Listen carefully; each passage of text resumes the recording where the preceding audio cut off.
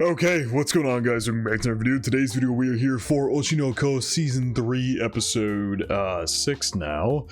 This season's been, like, actually so good. It's crazy. Last episode was a really brutal watch. It was an amazing episode, which, once again, got an hour-length reaction from me. But it was just so brutal as well at the same time, watching Kana in this fit of desperation do things that she knows is not the right decision.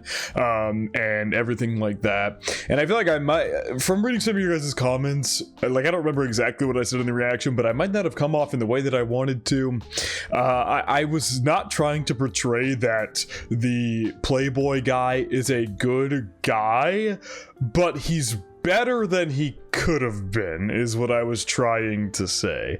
Like, he clearly set up the situation in order to try to get sex from her, but after she did deny it, he did genuinely back off. Like, a lot of things that he did were very suspect and things like that, and he was very clearly trying to get sex out of it and manipulate the situation into her agreeing to do so, but he didn't. And so he didn't actually try to force her to do so when it came down to it and she denied it. I was just trying to say he's not as bad as he could have been. That was a really good Kana focused episode. It was just a struggle to watch my girl be done dirty. Like, I don't know why this show continues to make her the fucking punching bag, but because now she's about to get involved in even more drama in that this girl, I forget her name at this point, but the other girl that was with them as a trio, it clearly called the paparazzi guy there to take a picture of Kana walking out of the guy's apartment in the morning, looking tired, trying to frame it as she went to this director's house to sleep with them and get them involved in drama.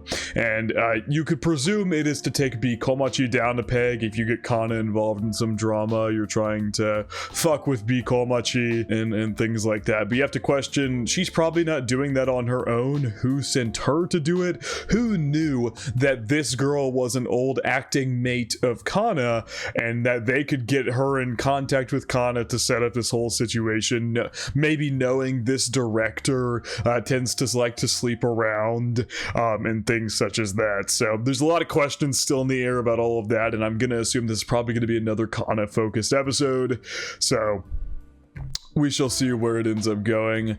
Last episode as well, we had the phone call between Akane and Aqua, where Akane did what I highly praise her for this. She did not influence Aqua's decision making when he was clearly in a bad state of mind.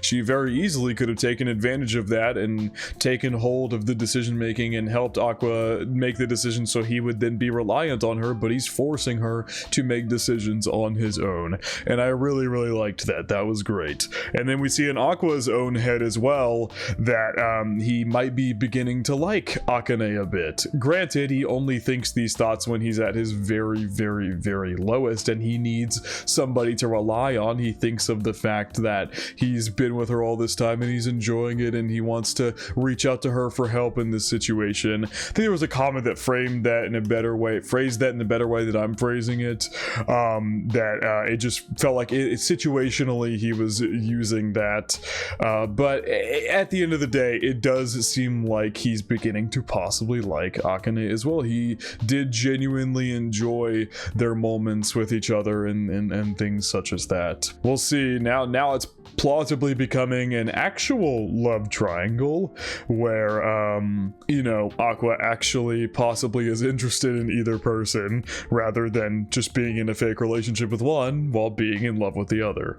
I just want to see if I can find that comment. I can't find it. Whatever. I guess the best way to put it would be like at this very low and vulnerable moment, at his lowest point, he's looking for someone to give him an answer to the situation, and he ends up leaning on Akane and possibly mistaking that for being into her. I don't think I'm saying that right. There was a better way that it was put. It might have been in the Discord, but I'm not gonna scroll up. We had lots of, once again, a little plug for the Discord. We had a stupid amount of conversations after the last episode.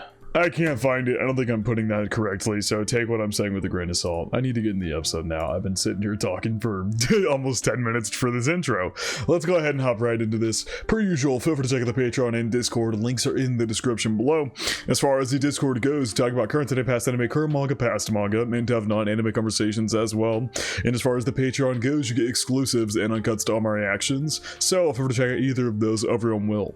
Now, I've heard us up straight into Oshi no Ko Season 3, Episode 6.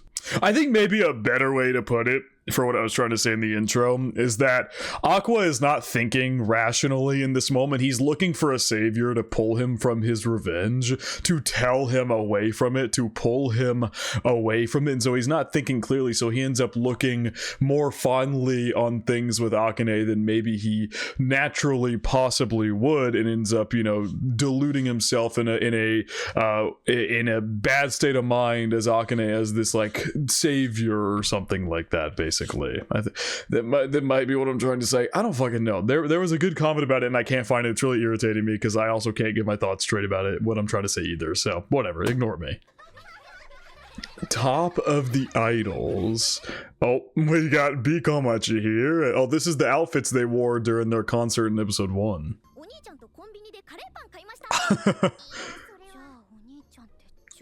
Jesus, Ruby really playing into that airheaded persona. Yeah, everybody there being questioned about having boyfriends, they all gonna be like, I don't have anybody, so they don't get absolutely obliterated online. Well, let's see how the atmosphere is after that. Yep. Kana is just not in a good mood over there. Yeah, most definitely. Oh my god. Oh my god, yep, and this girl has a boyfriend. There you go. Oh my god, Jesus Christ, you're just openly talking about your sexual exploits here. Good lord, I mean, you're free to do whatever you want, but damn. Just so open about it in this dressing room. What? Good lord, that is kinky. Good god. He keeps trying to mark me before that. Oh my god. Y'all are into some kinky shit over there. Good lord. Living with the boyfriend.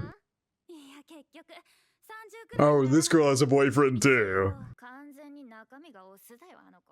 If she goes out drinking and everything too. What do you know? These girls are just normal people. Who would have guessed? Who could have seen it coming that these idols are also normal human beings? Not me for one. I never would have seen it coming. Or have the this is the idol industry we're talking about here. It's different for actors and actresses and things like that, which is, you know, why Aqua started dating Akane and things like that. Yeah. Good lord, man. Far away from bouncer venues. You have a girl whose lack of popularity with boys drove her crazy. And she's probably got a boyfriend. Oh, we're going into VA territory. Merry Christmas, we got together to have Christmas cake. Merry Xmas. We have to take Christmas pics in advance to make it look like they're single. Okay, yeah. They hold a Christmas party in advance. Like, maybe they actually do have a party with each other, but then they go and be with their actual, like, couple on the actual Christmas day.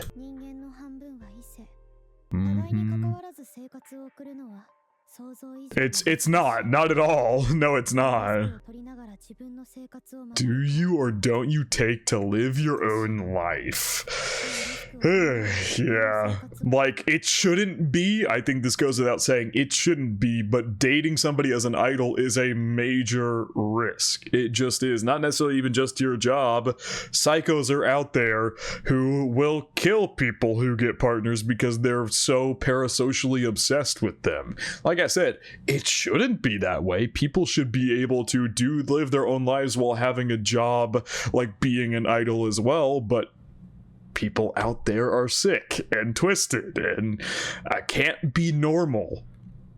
And so doing that and having a relationship is a risk you take if you're in this industry. I'll repeat it for the final time so it doesn't get misconstrued. It shouldn't be that way. Each part of an entertainer's job, yeah? What risks do you take to your public image? The idea of professionalism started to change a bit. At least it, okay. Causes a shift in the nature of gossip reporting. Actor E remarries and purchases a luxury home, new life in a highly desirable residence. Her partner is a classmate from high school. Woman's heaven. Is it because like social media and things like that have changed the way that things are reported? Yeah, there you go. Huge increase in gut. 2.5D actor caught two-timing, fans livid, heroine in the affair, lover found, actress Momoka Kotori with co-actor, steamy love down there. Watered down, yeah, that's also very true. There's so many stories that end up getting tossed out. It gets more and more difficult to find what is true and what isn't. God, the amount of misinformation on the internet these days is fucking absurd, and the amount of people that get misled because they just innately believe everything they see without going and confirming it from other sources for themselves, and then they go and retweet some shit that they saw that is like blatantly misinformation or something like that, but they didn't see it as such, so they go and retweet it, and then it's just everything gets watered down to being impossible to find the truth. I'm hyperbole, obviously, but you know, it becomes immensely more difficult than it's ever been. Yeah, exclusive. It was held decides on comeback. Yeah, that's a fair point from Ruby here. You can get into a scandal and just go MIA for a few months till the public eye forgets about it, and then come back like nothing ever happened. I'll drop one of the biggest examples of this. There's a YouTuber I used to watch called Cody Ko, and I watched him for a long time, and then it came out when he was 25 he slept with a 17-year-old. He went MIA off the internet after that, said nothing about it, acted like it never happened, and then he came back like after 9 months, and he's going strong. He's still getting hundreds of thousands of views on his videos. I don't personally watch him anymore because that's insane, but he just acted like it didn't happen, went about business as normal, and was completely fine. Is this leading into the idea that KANA might be able to push through this? Like, this drama she's evidently about to go through? Is that the whole idea they're pushing here? That it's not as lethal as you maybe think it might end up being? But then again, this is B. Komachi's like first ever scandal we've ever seen them get into, so I don't know. You didn't break any laws or anything, so the fans will understand. Welcome back. Ignore the haters. I'll root for you no matter what. This is the type of shit that this is the type of shit you would see like on this example that I provided. People who just either think that the truth is not the truth, they've been misinformed to believe something else, or they just don't care. Some much needed peace of mind, but the worst is still possible. I mean, then again, I died a long time ago now, but the worst is absolutely still possible. You're still taking a risk. You can't get complacent in this industry. Steamy Romance Gossip about idols is leaked by members of their inner circle.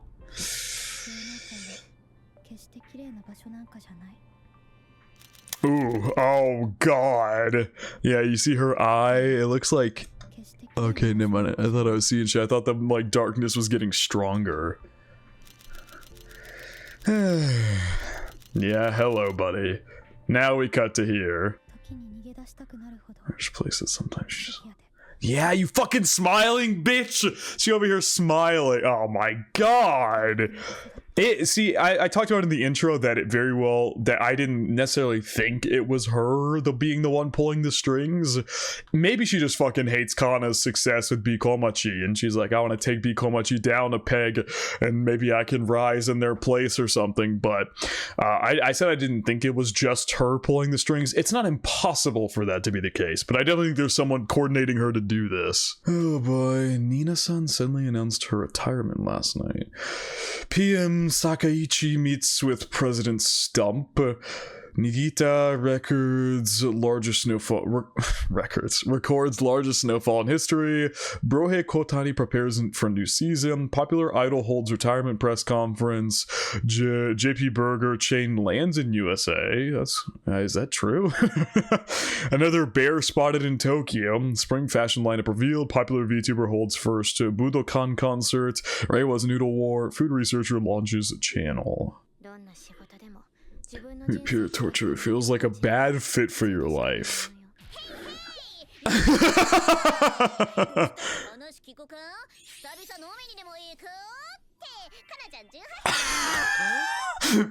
There's just dead look on her face while Mim's just going on and on here. Oh god. Probably didn't want to think about the last time she went out for drinks with people.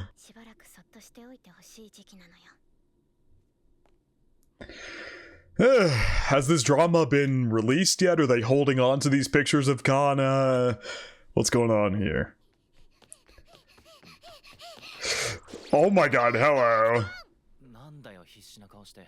Aqua's still, or is this are we still in a flashback here, or are we in the present? Because Aqua, he's out and moving about again. He's not just stuck in his room like we've seen him. Memcho, I bet your scalp smells good as hell. I'll pay you 100,000 yen for your dandruff deal. What the fuck?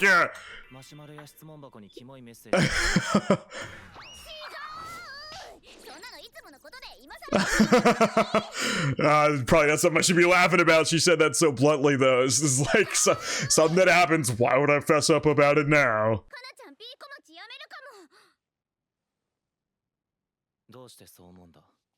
Oh, he locked in real quick.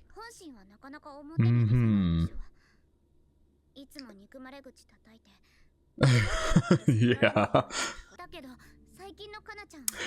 Yeah, very blatantly not in a good headspace.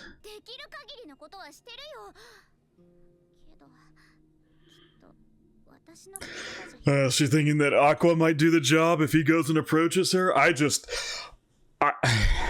We'll see, man. I don't know. I now I feel like it's been pushed even further with his whole revenge on his mind. I feel like he's gonna stay even further away because he's had to be further reminded of Ai's death with the fact that he knows now that their father is still alive. Like, I just don't know if you're gonna be able to convince him.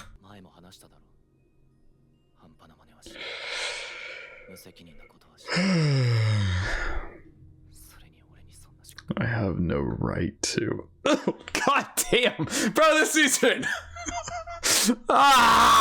This season has been nothing but just absolute pain. Oh my god, dude. It's like, even with the revenge and everything going on, there was a good bit of comedy, happy, wholesome, all throughout seasons 1 and 2, while of course there's still dark shit as well. It's Oshi no Ko. This season has been nothing but dark.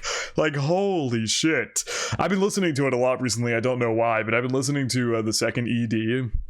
Season 2's ending, Burning. Oh my god, that ED would fit this season so perfectly, it's crazy.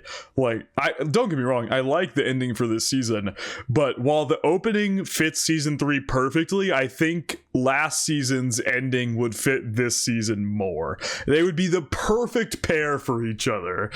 This opening Test Me and then the ending Burning would be perfect for this season's vibe, because it's nothing but darkness. He also doesn't want her to die. That would be the biggest thing.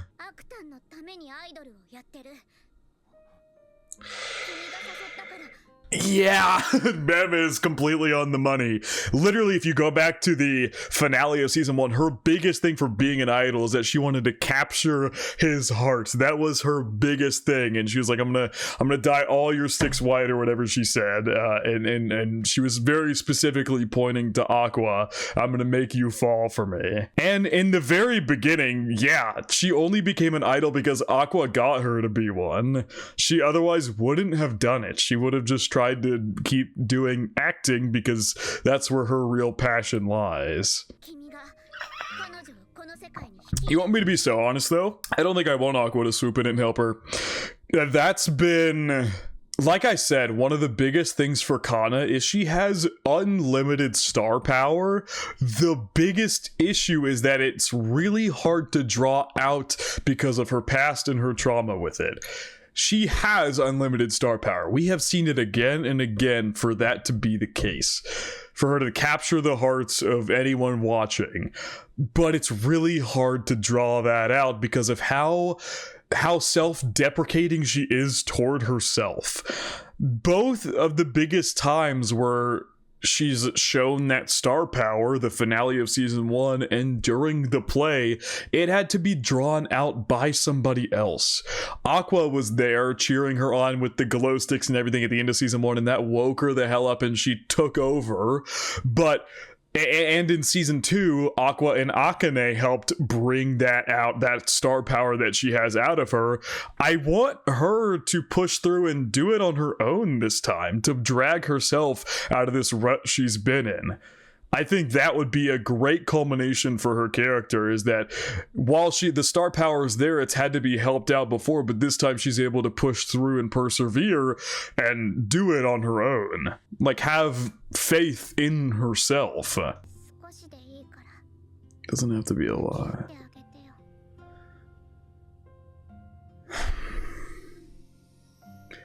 There's the end of season 1 when he was in. Yep. Oh my god, we're going through all the shit, the big scenes in season 1 that he had with her. Oof. Oh no. He immediately thought, he was thinking about all the good times they've had together, and then he thought about the most recent time, which was just.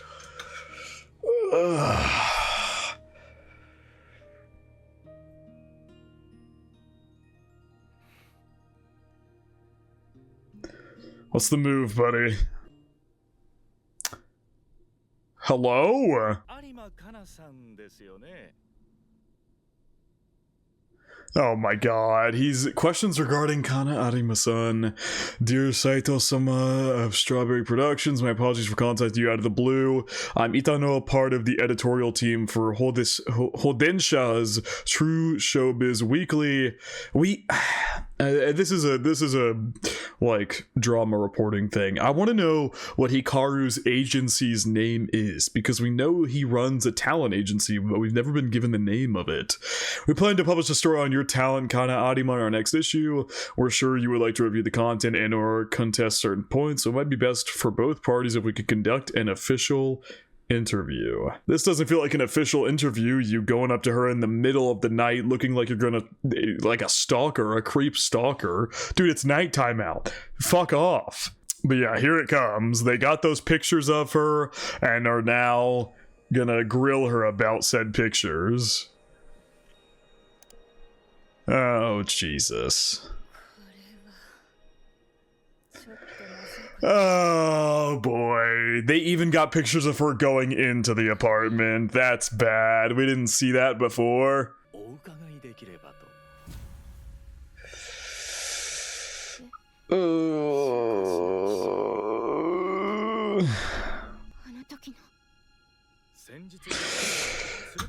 Can I get a big fuck you to this reporter? Jesus Christ.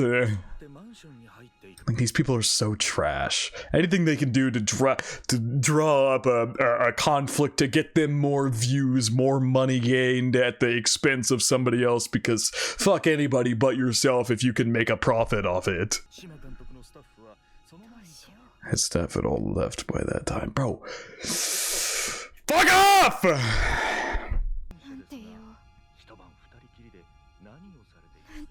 Just, you just say we were discussing a possible role in a movie or something. I don't know. Oh god, she's blanking because she's freaking out and panicking. Ah, Jesus, come on. Come on, girl.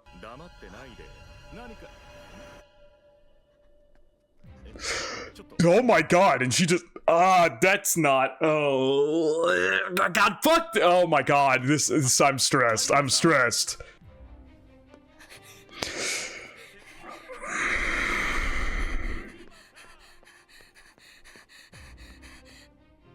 Bro, just when it looks like it literally couldn't get worse, here we fucking go, man. Oh my god. Is Aqua gonna do anything? Is she gonna come out of this on her own?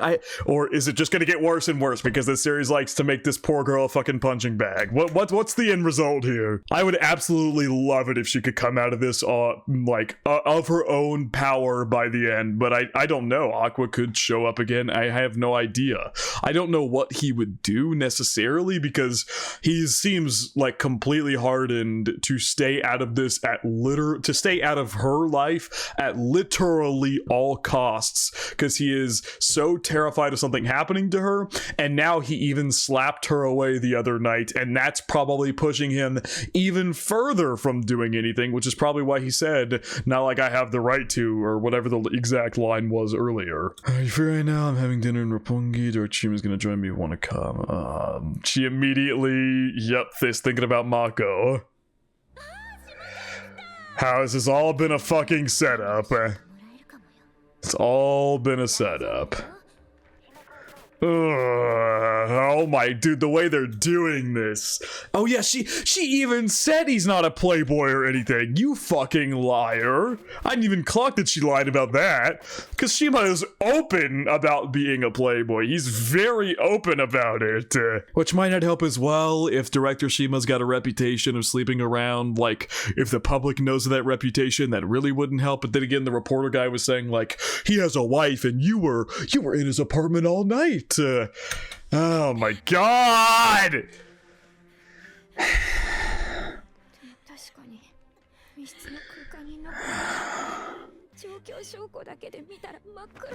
They didn't, oh my god, they didn't give us that whole talk earlier though for no reason. You can get through this, I believe. That whole Ruby monologue earlier was absolutely not for no reason because it totally pertains to what's going on here. I believe she can combat this, and I wonder if Shima will come out and help her as well. Oh my god, she's having a whole fucking panic attack. Dude, I don't like this daunting OST either. Fuck me. She didn't even take her bag with her. Who's calling? Is that gonna be Miyako probably calling her, right? Miyako. I doubt it's Aqua, but I would like I said, I don't know if I would like Aqua to help her in this situation. As much as I want things to like go well, I want her to stand up and handle this on her own 2 feet. She's still here.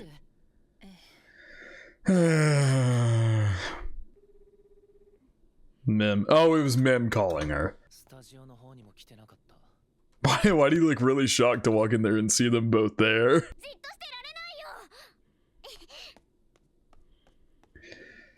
This has become a real headache real quick. They aren't that tough. She's been through the ringer. She has been through a lot. I believe she can do it. Also, Aqua seems to have full faith she will as well. I believe she'll come out the other side. She will come out of this. What am I trying to say? She will get through this, I believe. She is very strong. She has gone through so goddamn much. All she's needed is a tiny push occasionally, and I believe she's right there to being able to push through of her own, like by herself. She knows the industry in and out as well. Once she calms herself and thinks for a minute, she was so freaked out. It caught her. This guy purposefully caught her off guard in a situation she was not ready for. She's walking home or walking somewhere at night. This guy shows up asking her, grilling her about a bunch of questions. In an uncomfortable situation, she freaks, runs, having a fucking panic attack. Once she calms down, she'll think about how to handle it, and I believe she will be able to. She knows so much about the industry. She can find a way, I believe. You're an idol, please act more responsibly. You're so unserious and put too much pressure and responsibility. I mean, that's true. I mean, that's very true. These idol industries and things like that pick up effectively kids off the street and then put the world on their shoulders. Because it's, once again, like the public, the expectations the public has on them is completely unreasonable, and the people picking up these girls to be idols know that and do it anyway. Of course, Miyako is not predatory or anything like that. Aqua is the one who brought in Kana, Ruby is her daughter, and Mem got brought in as well, knowing what was going on, and Mem's also 25, so this business thrives on breaking the hearts and lives.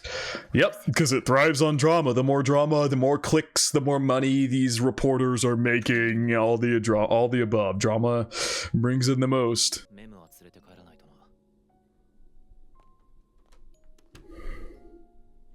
Just showing he like maybe to someone like Miyako who hasn't been in on the loop with like maybe what Mem is thinking and things like that, just shows that he still obviously cares about her. He framed it in a way, I gotta go bring Mem back at least, but you know he's gonna be looking as well. Oh boy. Come on, girl, you got this.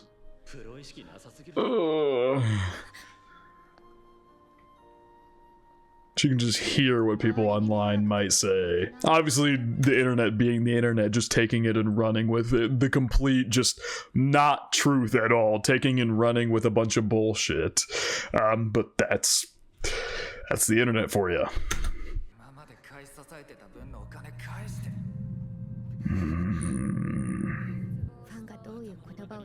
I know exactly what fans say to them, but you should also know, Kana, how to handle this as well. I believe she can. I believe it. If she knows what all these people might say about a situation, there's a way to counter it as well. I know she can find it. I'm done being an otaku. Jesus. I spent, oh my god, this is the way they're doing this is crazy. This show's so good. Oh my god, I love it so much. Spend the money on you. I spent the money you spent on me on dates with a guy. Oh, it's in quotes. It's as if she's like laughing at them, you know, supporting her, because she's just spending it to go on dates. Yeah. I said because I thought she never. The girl lost to horny is a crazy comment. To be an idol if you want a love life. Good lord!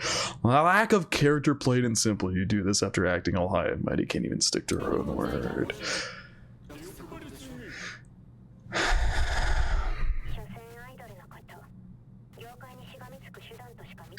Ooh, and that's in her own voice. Ooh. And that right there is in her own voice. In the end, you only saw being an idol as a way to stay in the industry. Here goes around Aqua. Looks like they're in similar areas. Where'd you go? Is he texting Mem? Come back already. Yeah, he's texting Mem. Kana Arima sent a sticker. You think about the fact that he could text her as well. Yep. Here you go, back to the baseball scene, which in my opinion is still one of the best scenes in the show for the implications it has and how it affects Aqua's mentality and things like that, and what it says about Aqua's relationship with Kana. Like there's it was such a good scene. How many people in my life I can empty my head and shoot the breeze with? Because he just knows at her core she'll never have an ulterior motive or anything like that, and I do like I said last episode, I don't really care about shipping all that much. Nobody needs to be with anybody at the moment. They've all got way too much shit going on.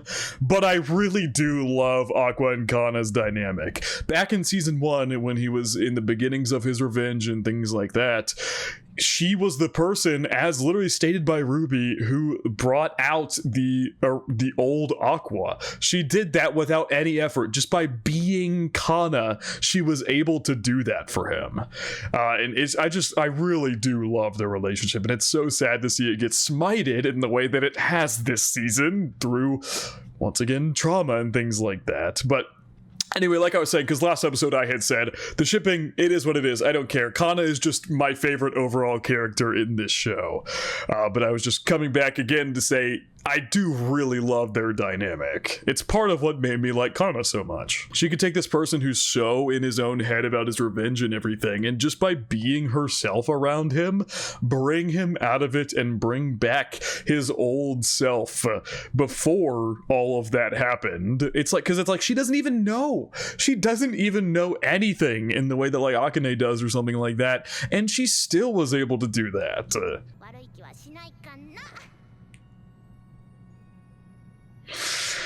Yeah, you really do love her, my guy. you really do love her. No, but he didn't text her though, and it's because he cares about her so much and he has these fond memories of her and everything that he's not willing to reach out and risk something worse happening. It's just so I hate it. Which is why he looks down with sadness in the fact that he can't let himself reach out to her, because there's a chance that he could make it worse if she's seen with him. It could further the drama or things like that at this point, and he can't risk anything close to what happened with I happening with her. He cannot risk it because he loves her too much. That was such a good scene right there. I love that.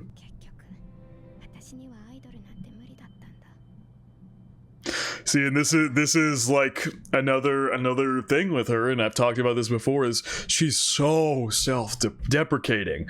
Whenever anything happens, it is just the first thing she goes to is bad-mouthing and trashing on herself all the time, and it doesn't let her see her good sides. Or in this situation, it doesn't let her see a way to counter the situation. She's only thinking about what can I do to make it be like less bad, or you know, stop whatever it may be.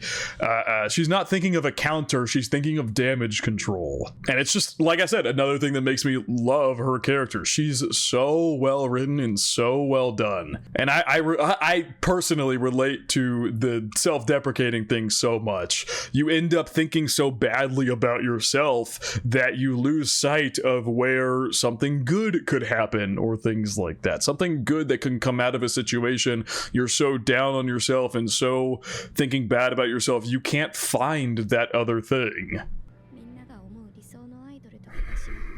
But nobody is, Kana. Nobody is. Nobody is actually like the ideal idol you see on a stage. There's not a single person out there who is actually like that. I mean, I'm just beating a dead horse, but once again, neither is most of the people. You're human. You are who you are. You're a human who has issues and traumas and all of the above. But of course, that's the whole thing with the industry, is that they won't accept that kind of side to an idol. An idol has to be perfect at all times, but it's like, if Kana would just realize that so many other people are also like her. Oh, this is, oh my gosh. Please have this episode end on a good note. I can't handle much more of this poor girl just going through this. This has been going on 2 straight episodes of this girl just at the end of her rope. Please end this on a good note. And oh man, the way this is so similar to what Aqua was going through as well. He's at the end of his rope. His revenge is just on the cusp of like getting him back, drawing him back into it. He just had the whole fallout situation with Kana, and he was going to Akane, like asking her to tell him what to do. In this situation as well, she's at the end of her rope, desperate for an answer from somebody to tell her something. Come on. I genuinely don't think anybody's gonna show up here to help her. I think she has to pull herself up by her own bootstraps. And I know she can do it. I'm thinking back to that again. You so are, though.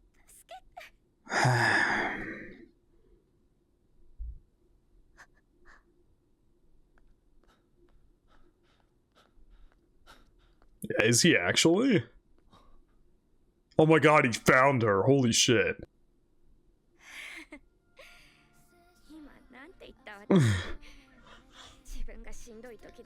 Yeah! Yeah! He literally showed up and she's not gonna need him anyway. Yeah! Come on! You are so cut out for this.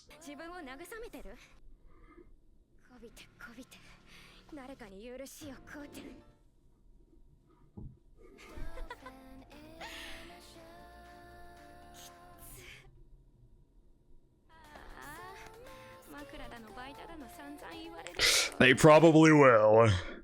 Who gives a fuck, though?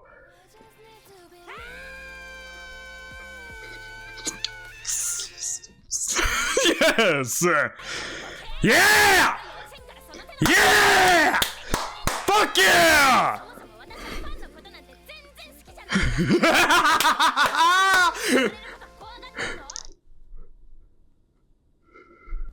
Fuck yeah!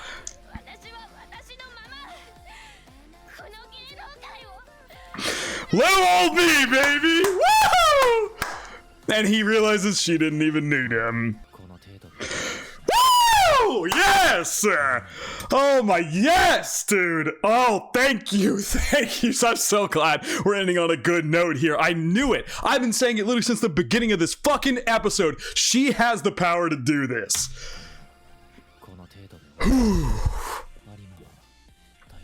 I'm fucking sweating. Oh my god, I'm sweating. Whew. I love how, yeah, he pinned the location of where she's at for Mem to come find her, but he himself isn't going to.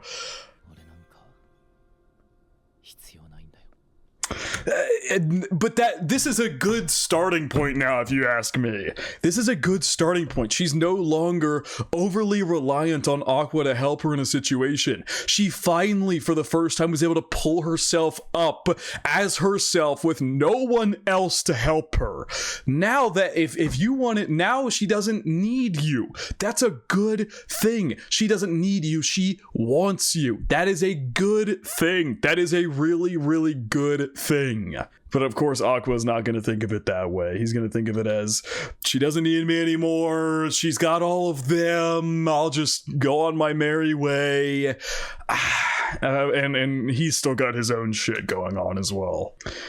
Akane, what are you about to go do? I see she's got maps and shit up. Oh, God.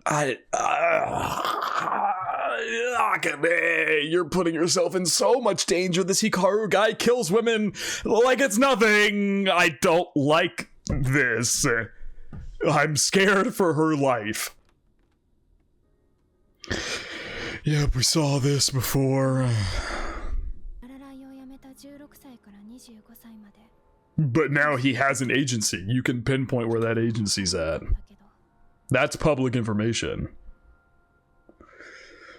Media Eyes Incorporated. You are an insanely good detective, girl. It's kind of crazy. It's pretty insane how good of a detective you are.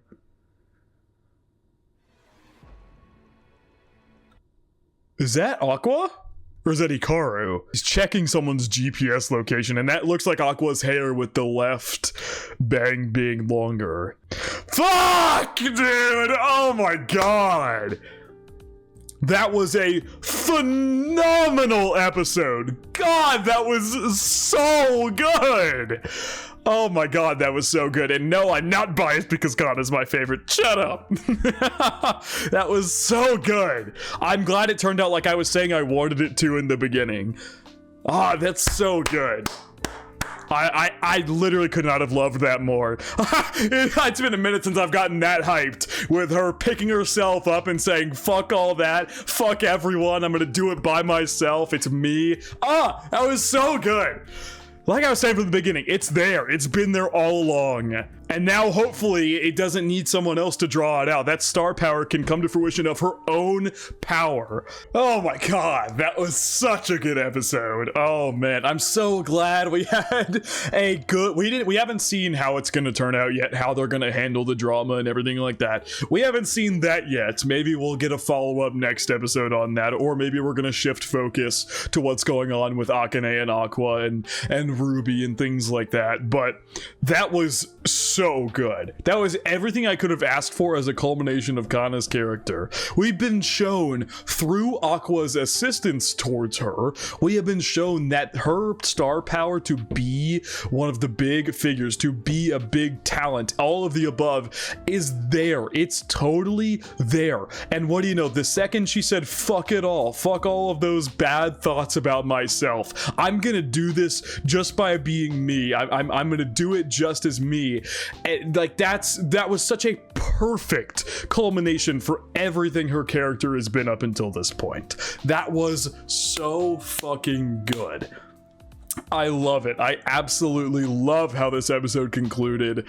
I like, honestly, it's been a lot of pain over the last 2 episodes with everything that this poor girl has been going through, but this breakthrough in this episode for her was so well done.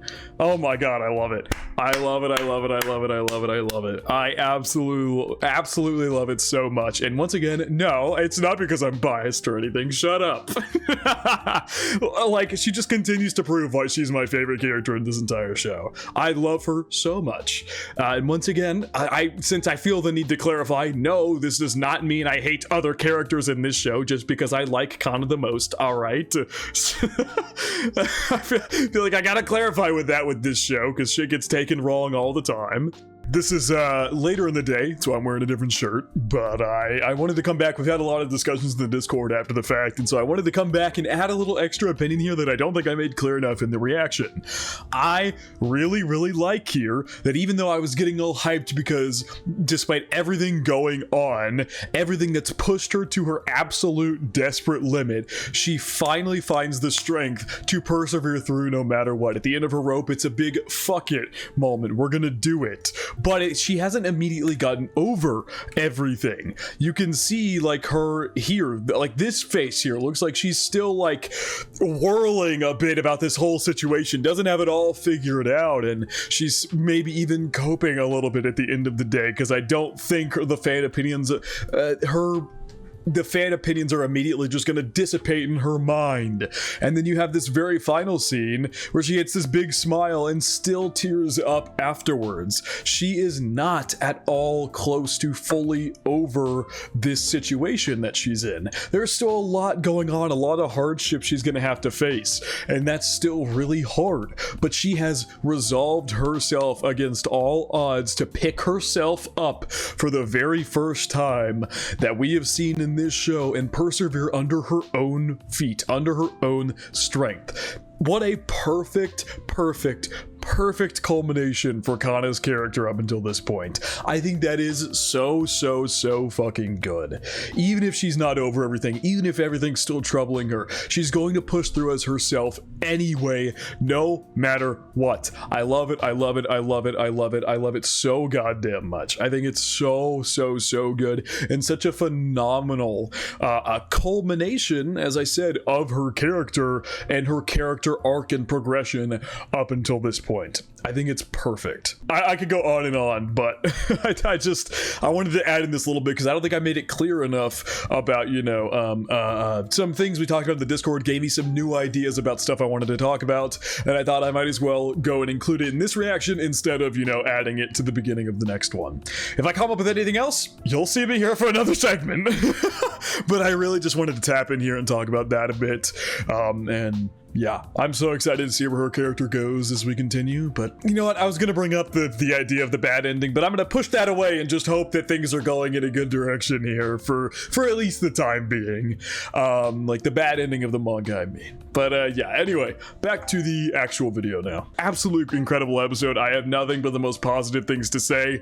Let's see where we're going to go from here. Like I said, I'm assuming we're either going to see the fallout of the Kana situation. The fallout's a bad way to put it. The aftermath of this situation with Kana, how she deals with the drama, or maybe that's not the important part. The important part is not how she deals with this shitty media and deals with the situation. That's not the important part. The important part is she's now found the strength to do it in the first place. She's found the strength to deal with everything going on, and that is the important part. So we might shift focus over to Aqua and Akane and that whole situation entirely. I don't know. I'm so excited to see where the season's going to continue to go, though.